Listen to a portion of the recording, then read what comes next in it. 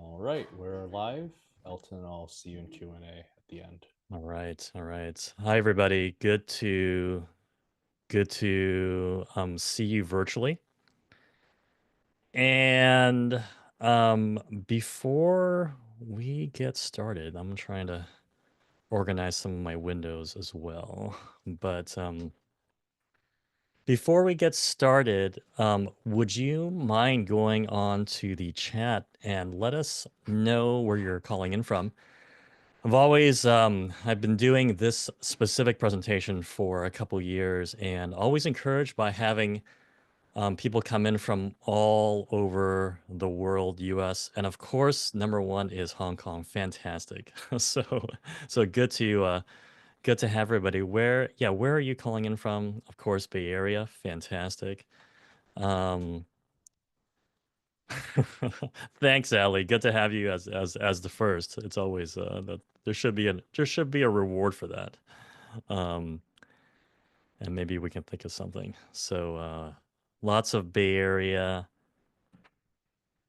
some Southern California, fantastic. We've always in the past have had like, North Carolina, um, different parts of the United States, and yeah, all sorts of different places. So glad to have the Californians and Hong Kong. So happy to have everybody here. So I have a fair amount of content for tonight. So and certainly a lot of things to share. But before we get into that, let me maybe share a little bit of a lay of the land for tonight. Is that, and I also want to thank everybody for joining me during prime cooking time, and and actually, yes, happy to have an NYC person join in with us tonight. Thank you. And yeah, happy. Thank you so much for jumping in with me during prime dinner prep time. So apologize for that, but glad that you can be with us.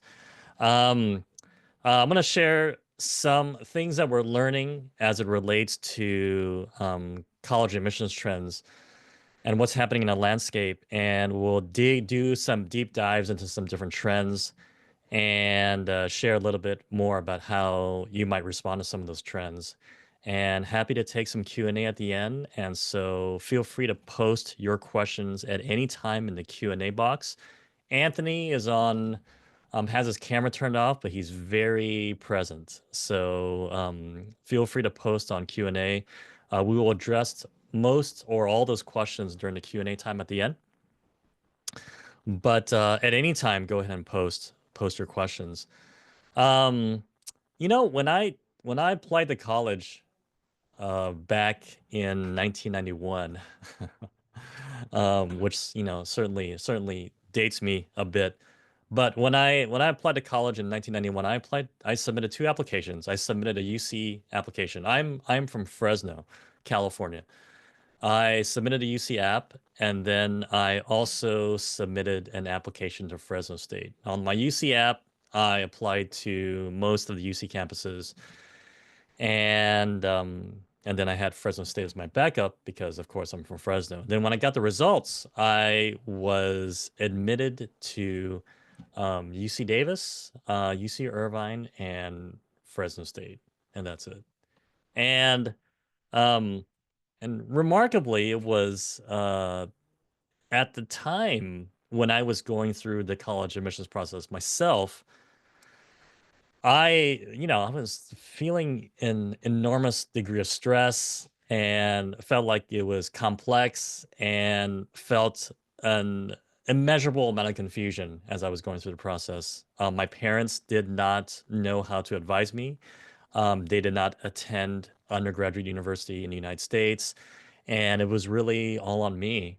And as I look back on this process and now really being a college admissions expert, the reality is that it is certainly immeasurably more complex and stressful now than it was back when I applied in 1991. And so what I'd love to do is I'd love to kind of go through some of these trends and do my best to bring some clarity and perhaps give you a little bit more confidence on how you can navigate this. But there are some sort of like realities to the emissions landscape that it's important for everyone to know about. And so I have a lot of content and a lot of data tonight, so I'm gonna kind of get through. And it may be a little fast, but let me encourage you, if something comes up as a question, go ahead and post it in Q&A, and then would love to address it in greater detail once we get to that point. So let me do a short introduction of myself. My name is Elton Lin. I'm CEO and founder of Illumin Education. I've been doing private college counseling for 15 plus years. Our team at Illumin works with actually almost 350 students a year. Our students submit 2,000 apps a year. We read 3 to 4,000 essays a year. Our students have been admitted to every top 50 university, including every Ivy League multiple times over. And our internal admit rate to top universities. And I realized that that last line got cut off, perhaps on the on the previous presentation. But our internal admit rate to top 15 schools is anywhere between 3 to 7x the national average. So, for example, like a Stanford is 4%, and our internal admit rate to Stanford is 15.5%. So, and then when you get to schools like Johns Hopkins and Duke, our internal admit rate is anywhere between 30 to 35, even 40%, depending on the school. So we do our best to leverage our years of experience to help our students put their best foot forward. But certainly we can't promise that anyone can get anywhere, but we certainly do our best. So as mentioned, I'm going to talk about some critical trends for 2025, 26, how to respond to those trends. I'll share a student example, and then we'll get to some questions. So what are the current trends in college admissions? Let me give you the first one is that it's no surprise that application numbers are up. There's almost a 35% increase since 2020. And I mean, if you think about this past this last year, there was 150,000 applications to UCLA, and then 10 years ago there was almost 70,000 applications to UCLA. So you can imagine that just the amount of applications coming in is already making the admissions process more strained. Inherently, the admit rate has to come down, and it's just making it also more difficult on the admission side to ascertain who might be a good fit for their school. So to give you maybe a little bit of data here, here is the admit rate as compared to 2020 to 2024. I think the Harvard, Yale, MIT, I mean, 4.92% to 3.59%. Frankly, neither here nor there. It's still hard to get in no matter what. But perhaps the schools that are notable are universities that maybe in the past we thought were target schools, like an NYU, a UCLA, and USC, now down to single digits. You're talking about a UT Austin, which, you know, the specification here for if you're like there's a within state of Texas auto admit for top 9% students, but if you're not within that bracket, and it includes all out-of-state students, it's an 11% admit rate to UT Austin. For University of Washington, it's 39%. But if you're an out-of-state student applying into computer science, it's 2%. Right. So the schools that many of us, even when we were in college, considered as target or safety are becoming more difficult to get into. And applications, and you can imagine that if the feeling for students is that it's harder to get into school, then I'm just going to submit more applications. And certainly that is a natural response. So 1 in 5 students are applying to 10 plus schools. So submitting in many respects could be 9, 10. I mean, our students are oftentimes submitting 10 to 13 applications, with one of those applications being the UC, which means that they're getting 18, 19, 20 results.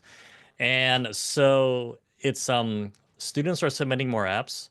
The applicant pool is bloating, and it's becoming more difficult for students to get in. It's also becoming more difficult for admissions officers to filter through the applicant pool.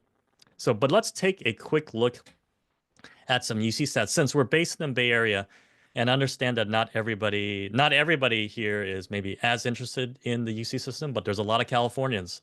So I can imagine the Californians are interested in UCs. Let me kind of dig into some data, and certainly not everybody is familiar with every high school. I've picked 3 high schools here just to take a look at some of their data. So Palo Alto High School, and let me just say, generally speaking, public school. If I can describe Palo Alto High School, public school in generally speaking, a slightly upper income neighborhood. Just to provide some quick demographics.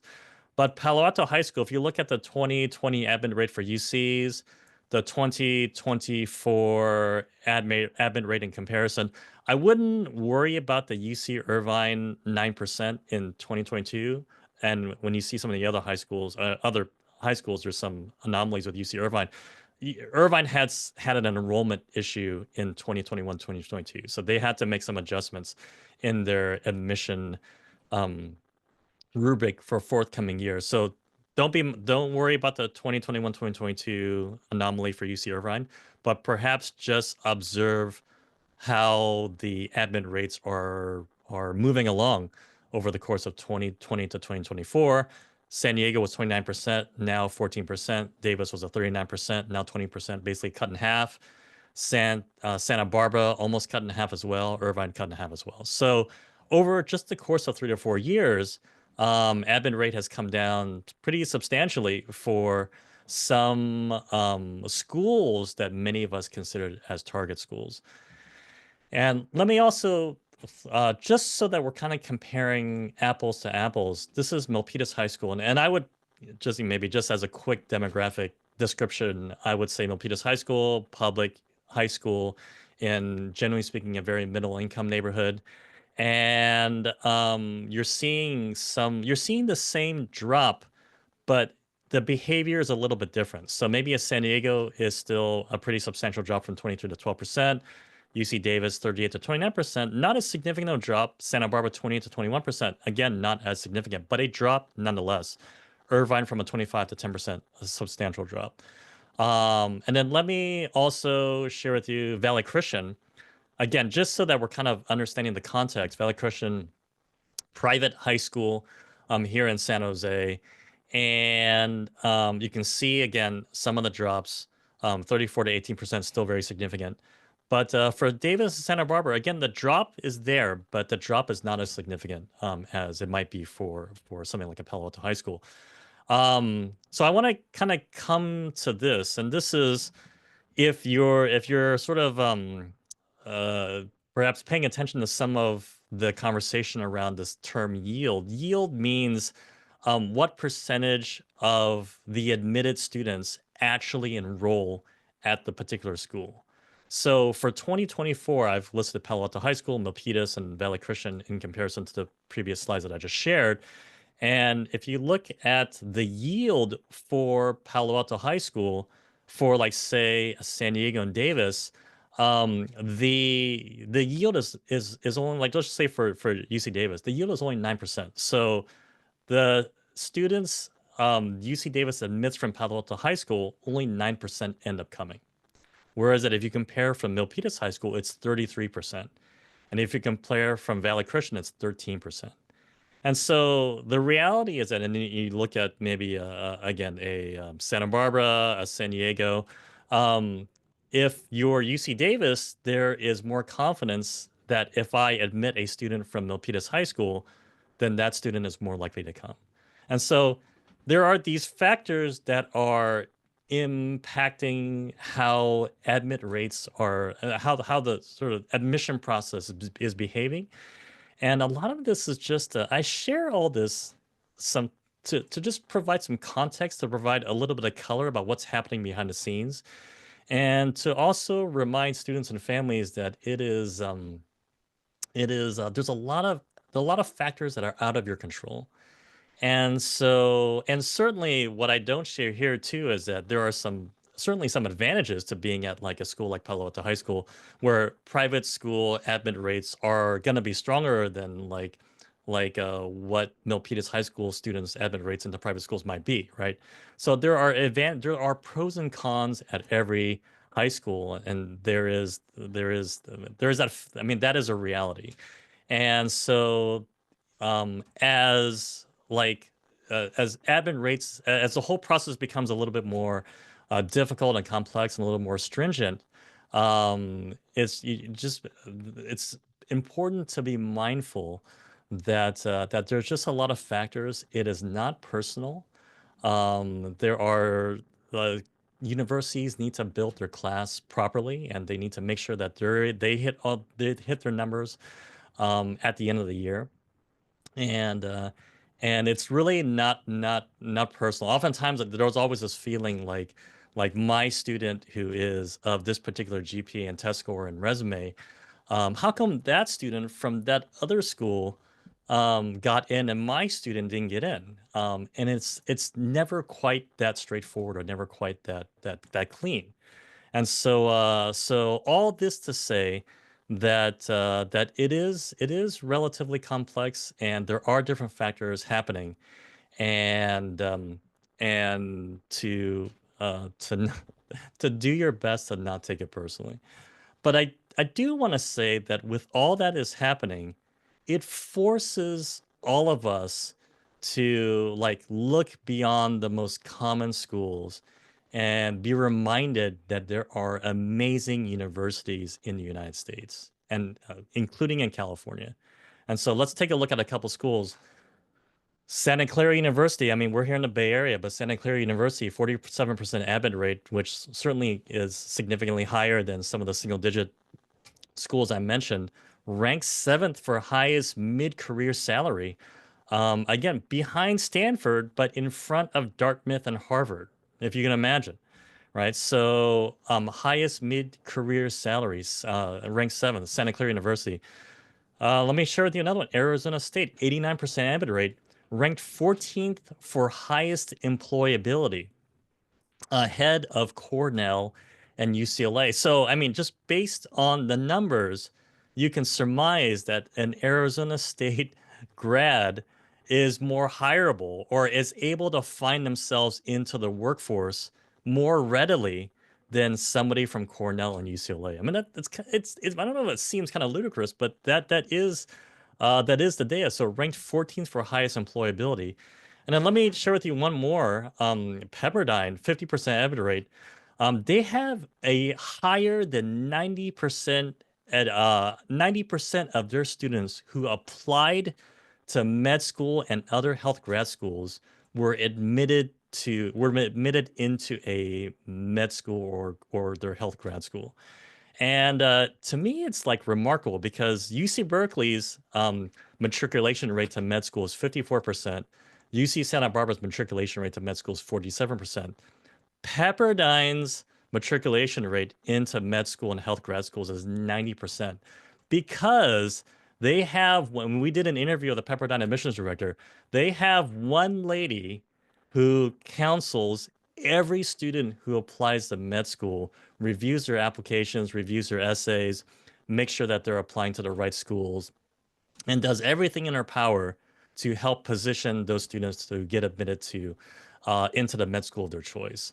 And so, if you're looking at wanting to go to med school, um, uh, and you realize that Pepperdine has this 9% matriculation rate, I mean, it's hard to avoid. I mean, I have a student who was admitted to Berkeley, LA, San Diego, was admitted to Pepperdine with around a 25 to $30,000 per year scholarship, which brings down the total cost. It's still higher than UC, but brings it closer to what a total cost UC expense would be.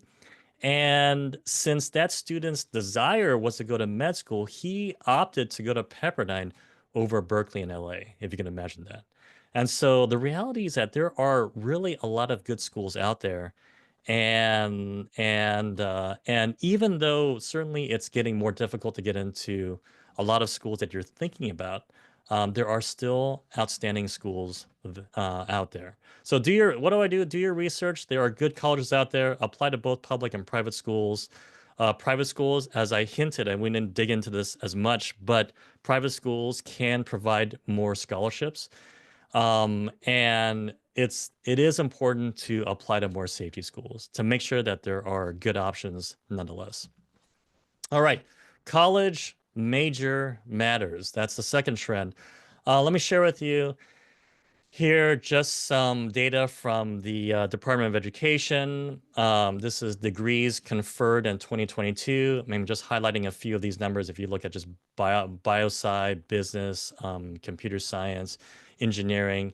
But maybe to go to this slide, which I think compares it a little bit more succinctly. If you compare 2012 to 2022, number of bachelor degrees conferred, there's a huge difference, as everyone can probably imagine. We have a lot of Silicon Valley people here on the call, but the difference between it's almost certainly more than double from 2012 to 2022 for computer science.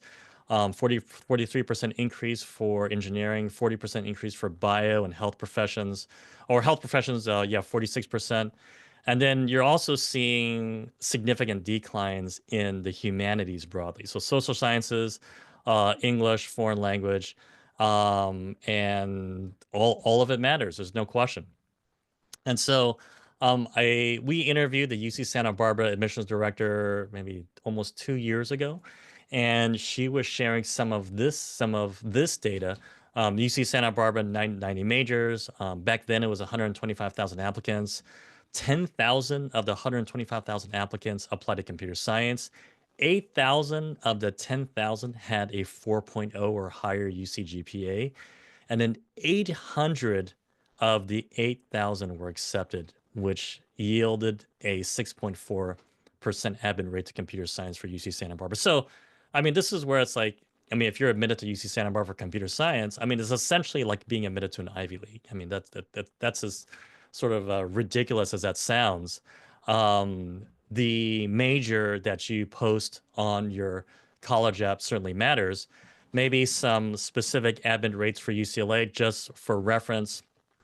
Computer science, a 3% for UCLA. Nursing is actually still the most competitive program at UCLA at 1%. And but you can kind of see the relative admit rates based on major. And even within the engineering school, there are different admit rates for different sub-engineering disciplines, including chemical engineering, material science engineering, as I highlighted here, and computer science is still low. But even within the engineering schools, engineering departments, there are different admit rates. So what does this mean? Is that the in-demand majors are certainly going to be more selective. There's no question. There's certainly a shift towards a certain type of major, as probably as understood from where the job market has been for the last 10 years. But we'll talk about where the job market is going for the next 10 years in a moment. But in-demand majors are more selective. Strong grades with APs is unfortunately not enough, especially for the more selective majors. And then resumes must support your interest in higher demand majors. A couple years ago, the UC sent out a bulletin to counselors telling them that if the student is not very decisively wanting to study computer science and has not been involved in computer science activities for at least a couple years, that they suggest that they consider other majors. And so the CS applicant, I mean, certainly needs to demonstrate their interest in CS. So let me share a couple of student scenarios real quickly. This was a couple years ago. A student of ours, 3.85 unweighted, 1,500 on SAT, 11 total APs, president of the coding club, had won a regional science fair award, which was great. Coding internship, 2 research summer programs, applied to those schools. So just to kind of decipher some of the acronyms, but it's on the top line, it's most of the UCs. And then for the bottom line, it's University of Washington, University of Michigan, Boston University, Purdue. And then for student B, it's an environmental science major, 3.75, 1480, 7 APs, sustainability club officer, no relevant awards, but a pretty interesting internship and 1 research summer program. What do you think these two students' results were like. And I will go ahead and share those here.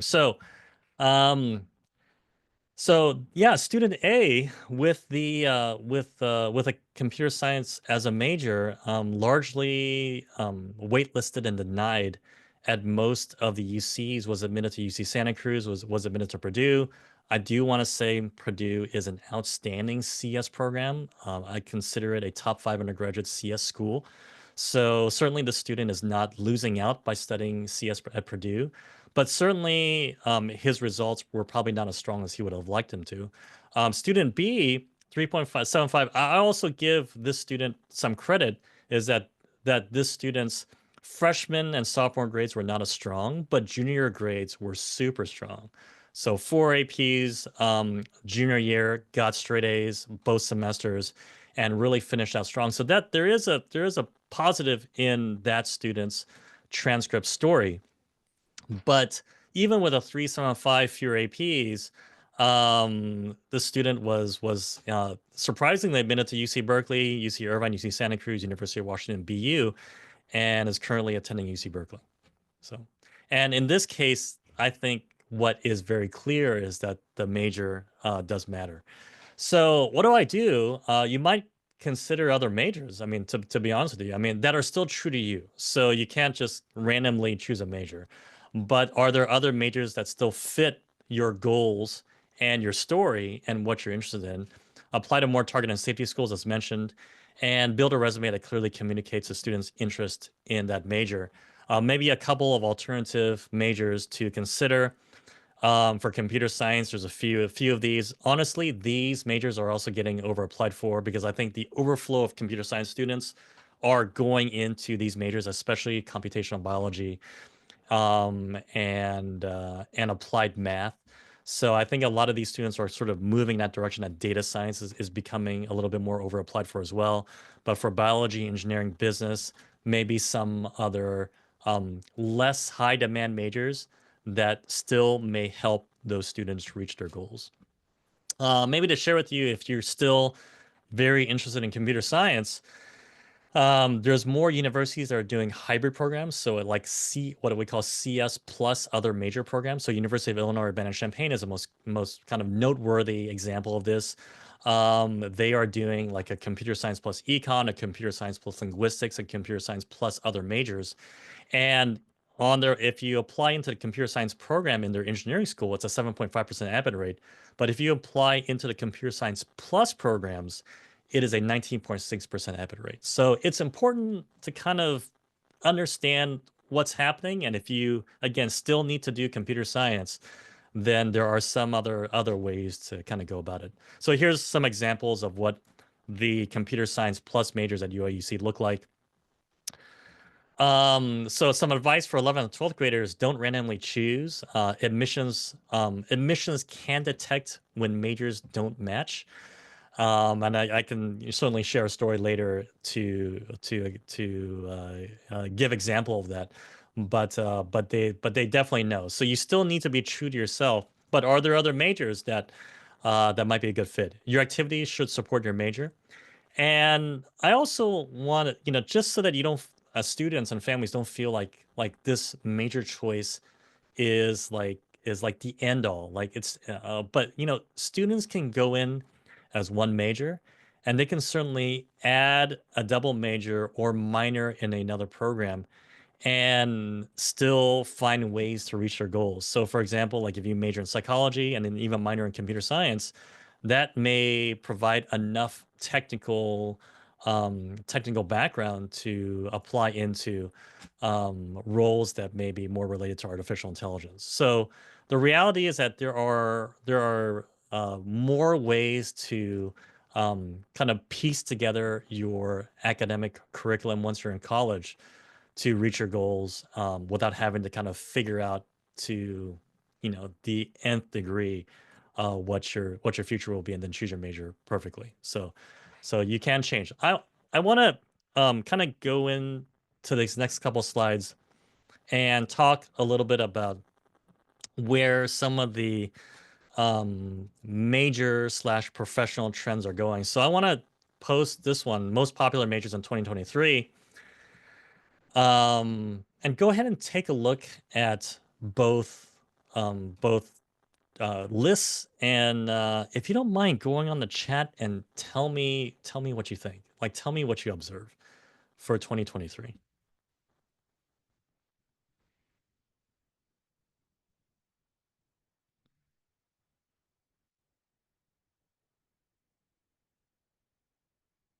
Anybody? What do you observe? Engineering, certainly. Yeah. The liberal arts are down. That is certainly an observation for 2023. Anything else that you're seeing? Artificial intelligence, biology is not in demand. Yeah, certainly. So, so these are some trends for 2023. I'm gonna flip over to 2024. Um, and you can tell me what you see from there. So what's the difference for 2024?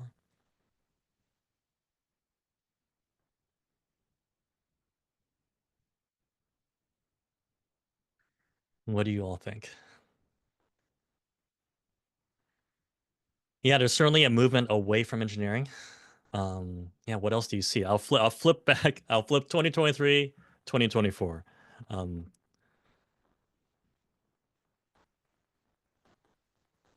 business is number one. 2023, 2024.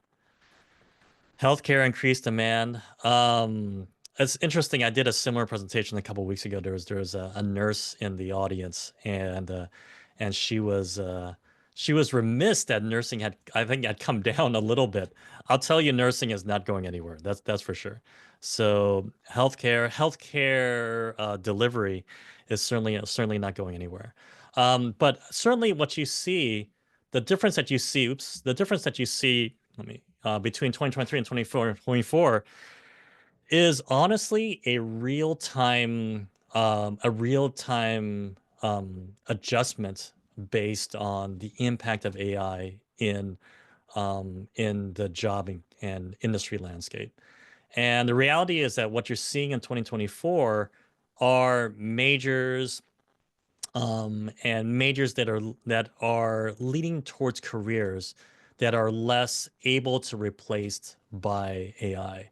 And to me, it's like I didn't show like the last 10 years prior to 2023, but if you look at the most popular majors for 2023, like the 10 years prior to 2023, it looks exactly the same. Maybe there's like, mechanical engineering maybe down two, civil engineering maybe up one, but largely the list for 2012 all the way up in 2023, it looks exactly the same. And then you're seeing a massive change in 2024. And the reality is that, like, and again, unfortunately, what we're seeing is that we're seeing a massive shift in where the job market and where industry and how industries are sourcing different people from different majors. And I want to share like one quick story. I just had a dinner with a family that I worked with. Their daughter was admitted to NYU early decision. They were super happy. We went out to dinner a couple weeks ago. The father is the CEO and founder of an autonomous driving startup, software startup. He's been at it for 10 or 11 years.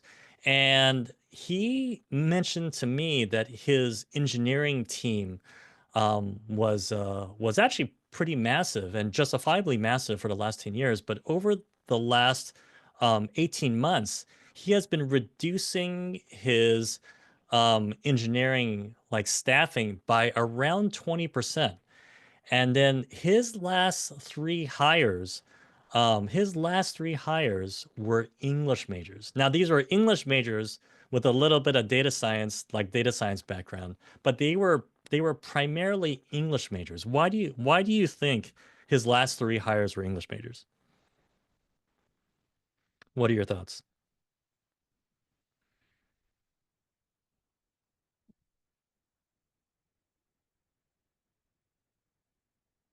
Maybe English is good for prompt engineering. The trend is that we're getting rid of coding.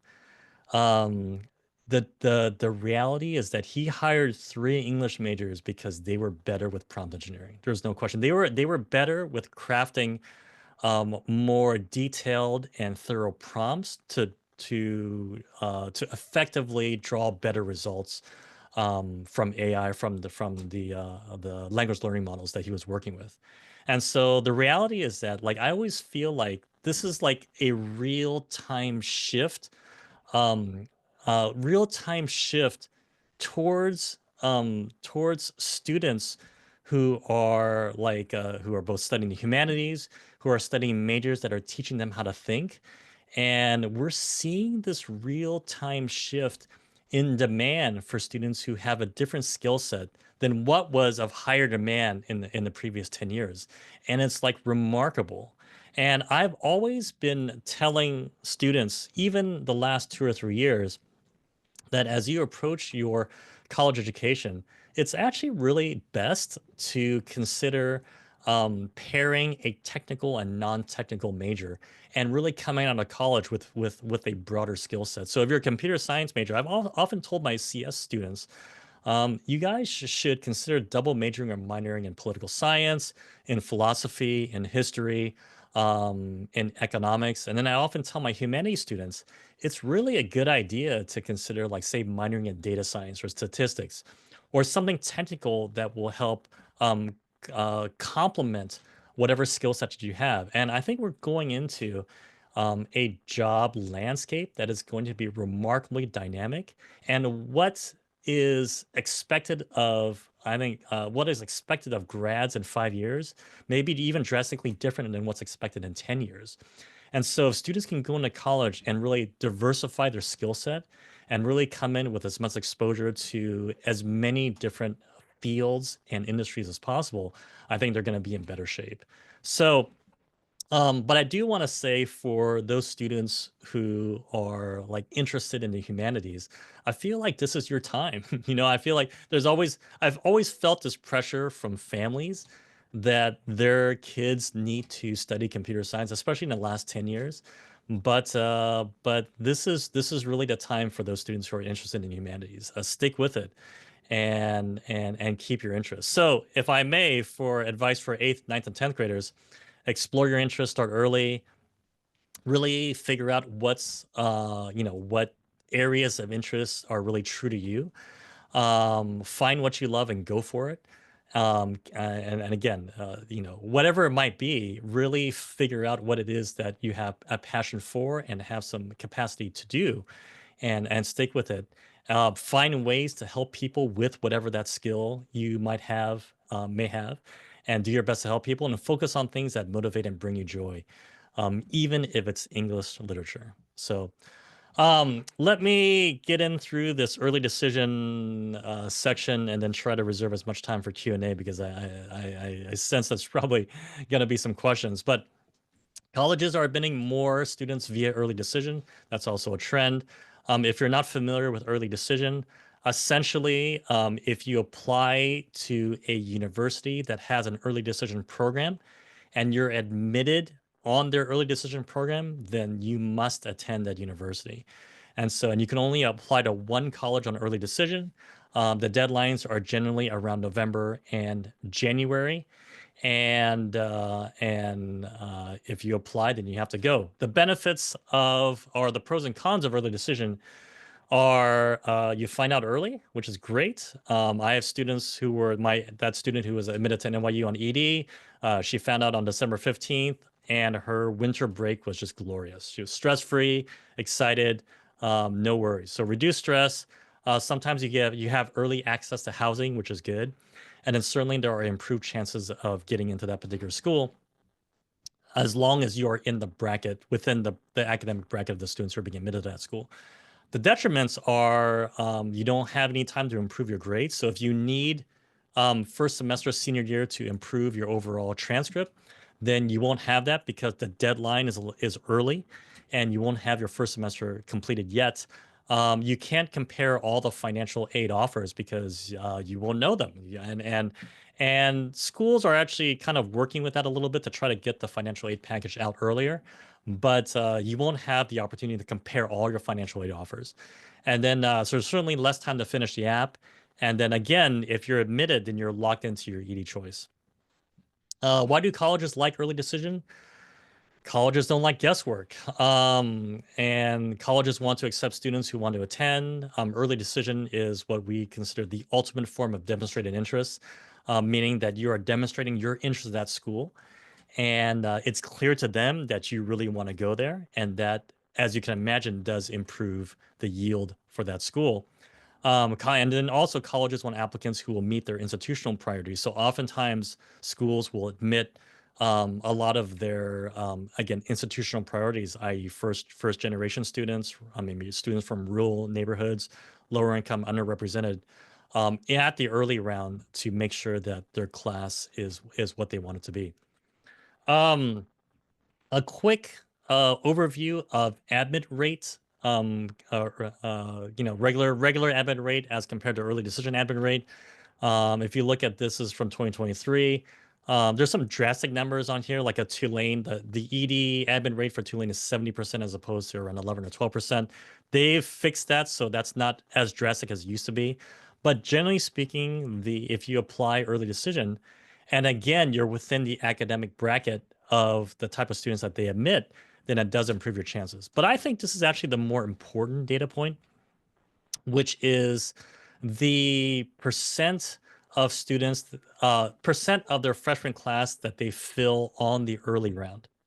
And so if you look at some of these schools, at Claremont, Claremont McKenna back in 2018, they filled 60% of their class on early decision, and now it's 68%. Maybe not that big of a deal. But say in Emory at 47% in 2018, now they're filling 66% of their freshman class on early decision, which I think is significant. And then I did check the 2024 rates. They're actually kind of about the same. And universities are filling more of their class on the early round, which inherently will make the admin rate at the regular round even more narrow, right? So this is where seeing this move towards trying to fill their class makes considering whether you should apply to ED maybe a little bit more important. So for 11th and 12th grade students who should apply early decision, if you're done with your standardized testing, as in you have the score that you want, then perhaps you should consider it. Maybe secondly, are you in a financial position to use the ED option to where maybe you don't need to consider all the financial aid packages before you decide? And maybe thirdly, if you have a first choice college, meaning like you have no regrets, like you really want to go to that school. And then lastly, are you at or above the 75th percentile for admits to the college from your high school? So you need to look at your high school's data. A lot of high schools use either a Naviance or SCORE or some platform to manage their internal college admissions data. And if you're a student at that high school, you have access to that data. So what you can do is that you can go into your particular high school's platform and see what is the average GPA and test score of the student who was admitted to Cornell, and then compare yourself to where you are. If you're well above that average, then you might want to consider it. If you're below the average, then honestly, the chances of them either rejecting you or just push or deferring you is pretty high. So if you're at or above the 75th percentile, then it may be a good opportunity to use ED. For 9th and 10th graders, don't worry about ED. That's the main thing. So don't worry about it. Focus on school, activities, and helping people. I got a bonus trend, number 4, that I want to share with you before we get into Q&A. But testing is coming back. That may be fortunate or unfortunate. But it's becoming more important. There are more colleges requiring SAT or ACT. As you probably may remember, when the pandemic hit, almost every university in the United States largely went test optional. And then now there's a trend coming back to where more schools are requiring the SAT or the ACT. But I think probably the more important data point here is what percent of admitted students submitted test scores with their application. So if you just look at the right column, for this sampling of schools, Emory at 61%, Penn at 70%, Michigan 70%, Princeton 77%. Um, uh, uh, Penn at 70% of Penn's admitted students submitted test scores. And I think that already tells a story, right? So I think if you consider, like who are the other 30%? Probably, honestly, probably students from very underrepresented communities, or maybe, maybe again, institutional priority regions that they really want to admit more students from. But if you're not from one of those regions, um, it almost behooves you not to submit a test score, or not to want to work hard to get a good SAT, ACT score to submit with your application. So in my opinion, the trend is moving towards, fortunately or unfortunately, the trend is moving towards a higher value for the SAT or the ACT. So even the MIT Dean of Admissions is on record of saying that our research has shown that in most cases we cannot reliably predict students will do well at MIT unless we consider standardized test results alongside grades. And I think probably the most specific quote, and this is from Emory, um, is that we're not as trusting, frankly, of GPA these days. Grades are definitely inflated and not as connected to true class performance as they used to be. And Emory will be weighing external assessment, which is really SAT scores, and he specifically pointed out AP scores more heavily than GPA, with a particular focus on AP scores. And so what the dean of Emory is saying is that it seems like there is this trend across the United States where GPAs are inflated in high schools. I do feel like that is largely coming out of the pandemic, and there was a lot of inconsistency with how things were being graded, and oftentimes high school administrations oftentimes gave students the benefit of the doubt. And then there just seems to be an inflation in grades. And so Emory is acknowledging that we want to see some outside external assessment to really see how the students really match up and really fair. So trends for 2025, applications are up. Your college major matters. Certainly colleges are using early decision more. And as mentioned, testing is making a comeback. Don't forget, there are good schools out there. It's important to build a major focused resume.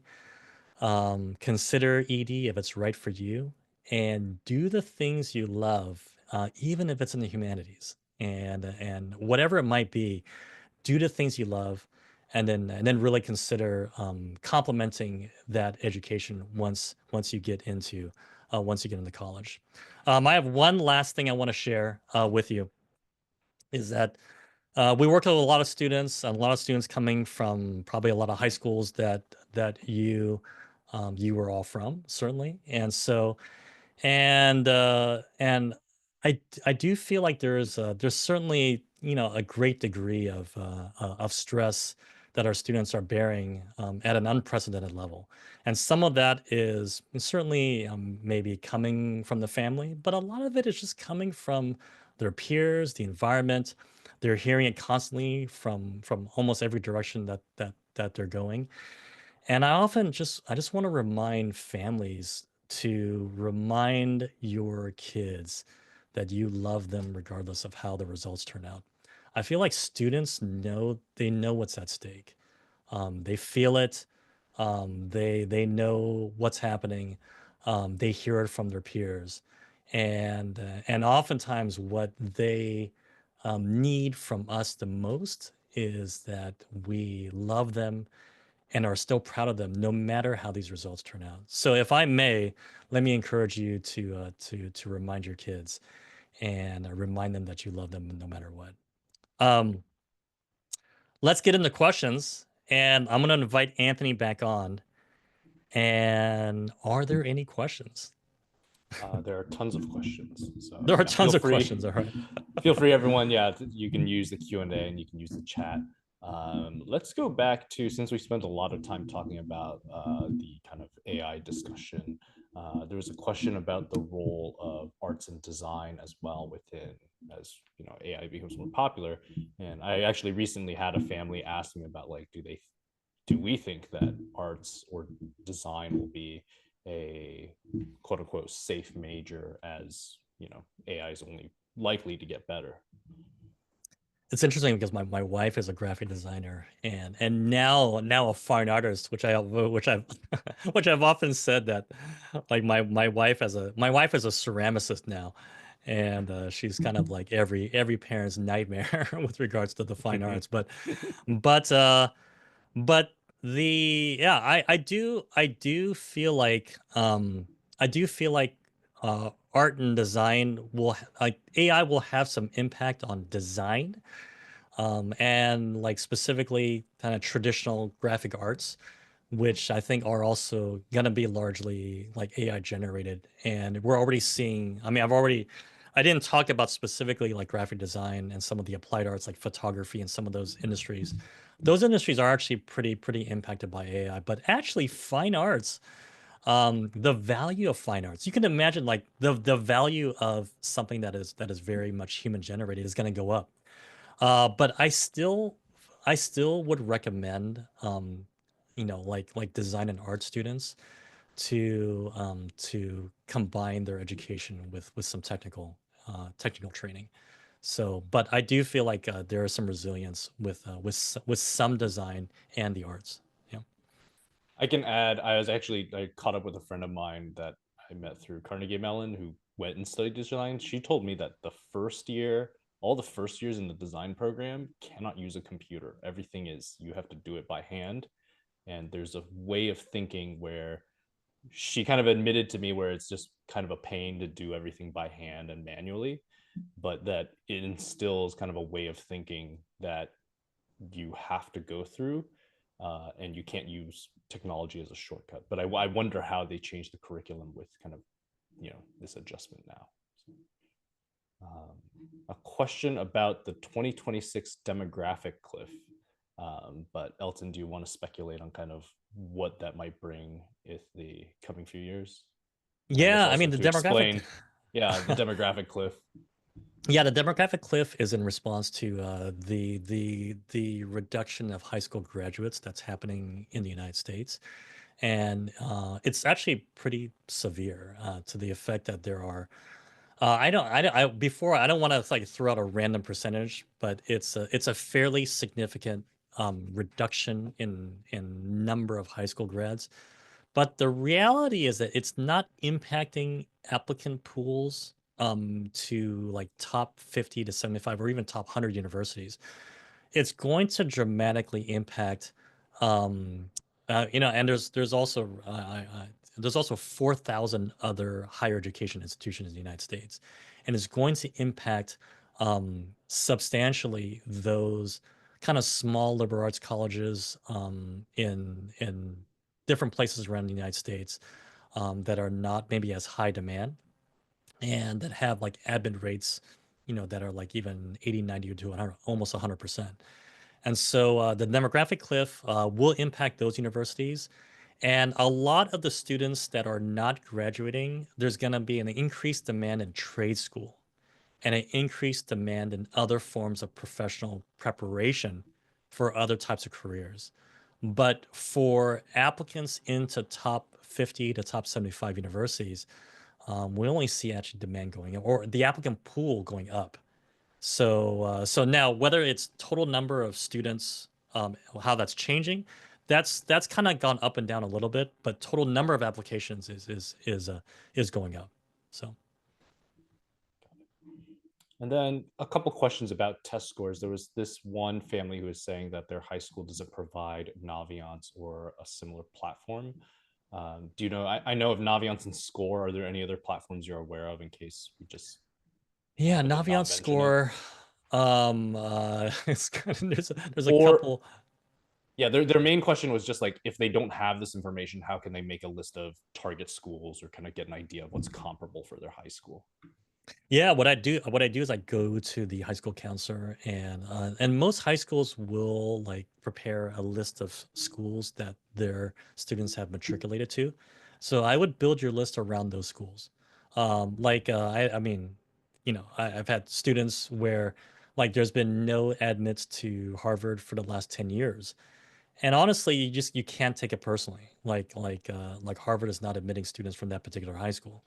And so you want to build your list around the schools that your high school students are getting admitted to. And then my sense is that hopefully the high school counselor will have kept some data, which I hope they would. And then you can get some input on average GPA and test scores and on who's being admitted where. And another question related to the test scores is saying, like, with test scores are becoming required, are colleges still using the holistic method to review applications? They're always going to say they're using the holistic method. And Yeah.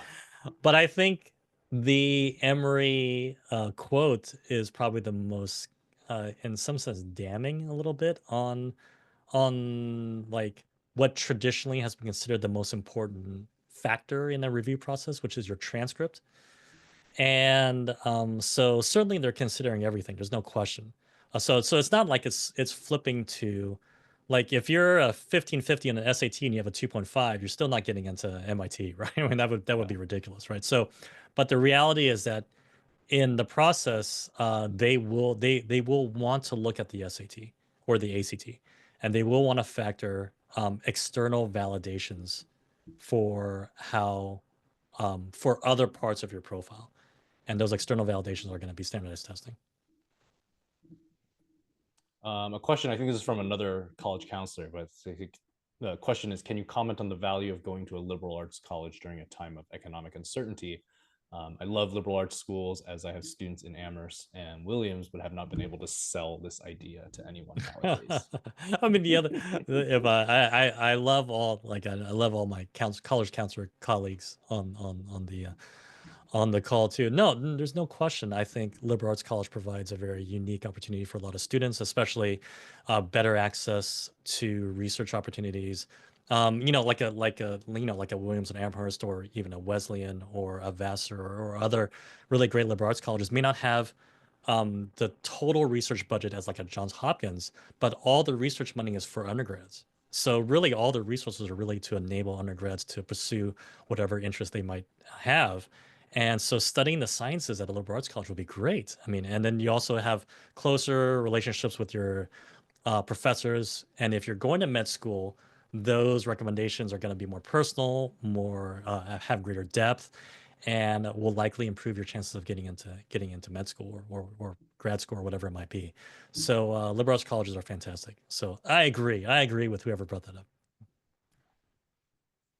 A question about gender trends at universities and saying, is it advantageous if it's a predominantly male school to be a female applicant? And I think the general trend is also there are going to be more female applicants for higher education. So I guess any comments or thoughts on that, Elton?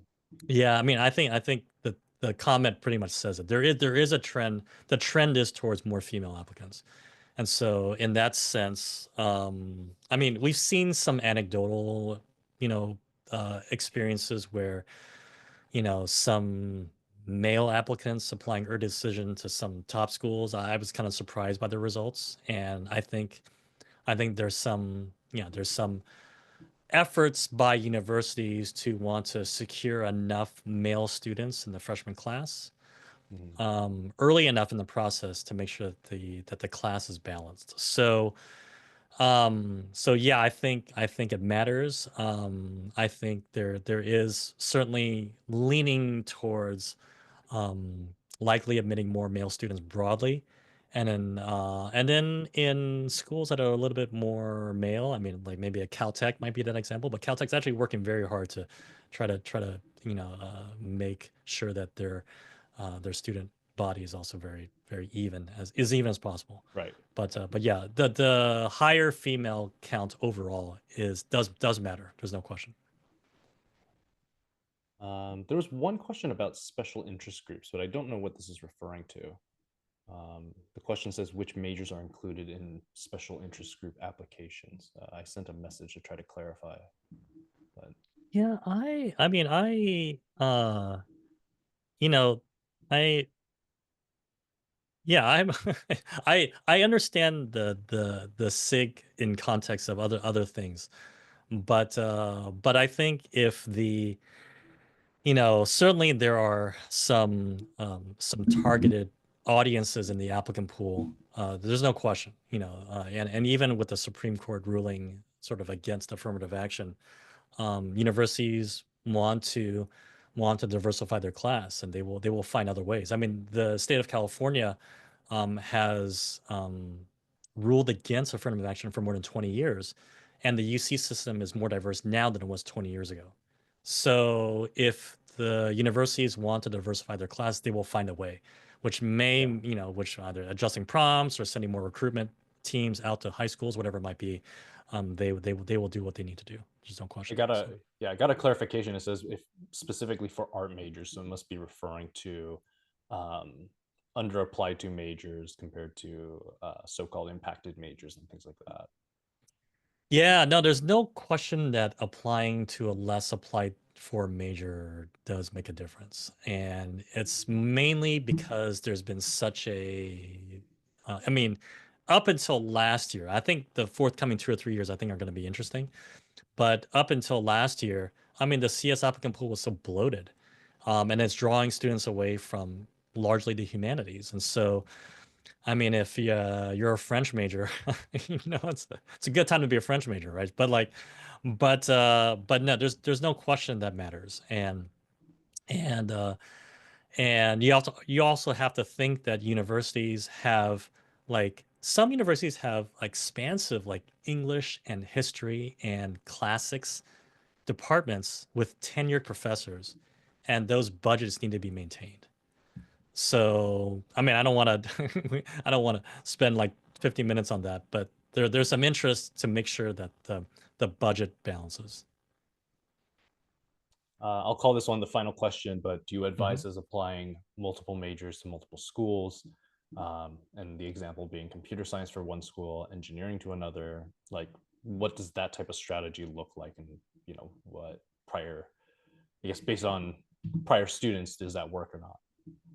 Yeah, I think computer science and engineering. I mean, if you're talking about like computer science and computer engineering at different schools, that's kind of neither here nor there. I think you could probably justify that. But I think the difference is like say computer science and then something as drastic as like political science, like at another Mhm. school.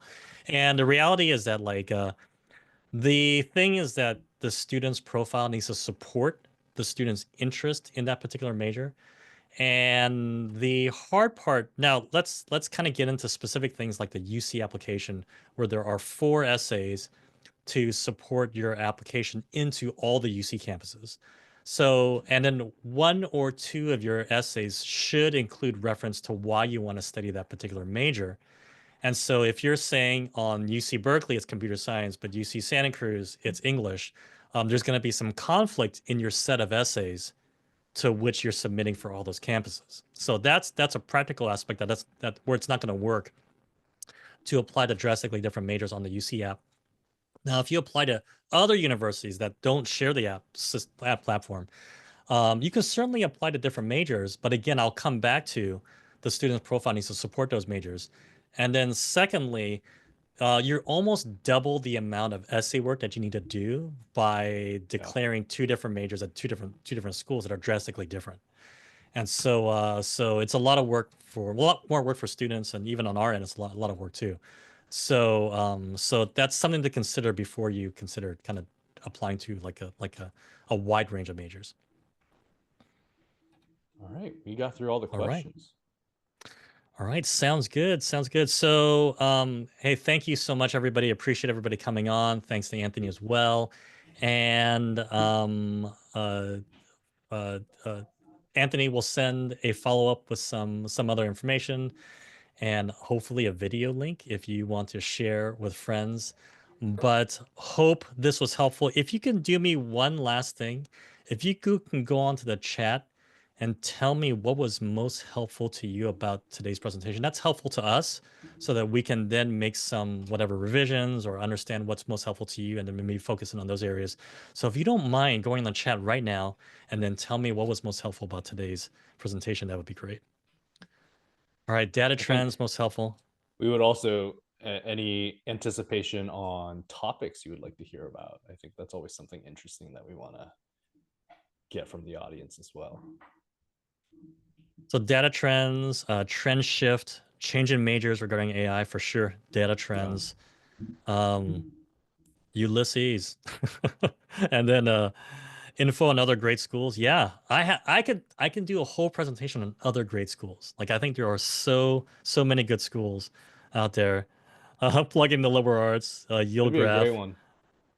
the I think yield also graph. if you want to, no, the different schools. I think for some families who are like, I want to stay in California, but what else to look at besides UCs? That would be I think that'd be a good Oh topic to yeah, I discuss. just like, yeah, absolutely. We can talk about all For these us, interesting schools it's like almost automatic, right? But yeah, definitely. So you get a for different sure. perspective. All right, super. Different schools, different schools topic. Yes. Um, statistics, ED class percentages. All right, thank you so much. Yeah, keep throwing it out there, and then I'll have Anthony. We'll do some copying and pasting. But thank you so much to everybody for joining in with us on a 6 to 7 p.m. and then on a East Coast 9 p.m. and on a Hong Kong time. I'm not sure. Tomorrow morning, whatever it might be. So, but thank you all so much. Appreciate you. Appreciate your interaction. Hopefully this is helpful and we'll want to do our best to provide as much helpful information as we can. So thank you everybody and look forward to seeing you guys soon. Thanks. Thanks, everyone. Take care.